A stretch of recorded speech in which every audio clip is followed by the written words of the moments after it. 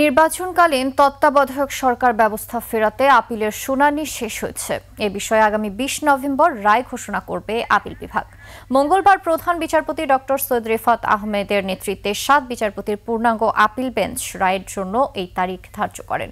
টানা ১০ দিন শুনানি শেষে দেশের সর্বোচ্চ আদালত ঐতিহাসিক এই মামলার রায়ের দিন ঠিক করল। গত ২১ অক্টোবর নির্বাচনকালীন তত্ত্বাবধায়ক সরকার ব্যবস্থা ফেরাতে আপিলের শুনানি শুরু হয়।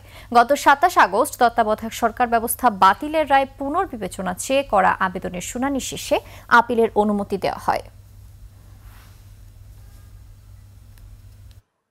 তারা এই 13 অ্যামেন্ডমেন্টটি রাজনৈতিক উদ্দেশ্যপ্রণোদিতভাবে সাবেক প্রধান বিচারপতি খায়রুল হকের মাধ্যমে বাতিল করেছেন। ওনারা এই রায়টি পুনর্বিবেচনা করতে পারেন এবং এই পুনর্বিবেচনার পরে বর্তমানে যে রায়টি হবে সেটি হবে ত্রয়োদশ সংশোধনী নির্দলীয় তত্ত্বাবধায়ক সরকার ব্যবস্থা সংক্রান্ত সর্বশেষ রায়, যে রায়টি ফলো হবে।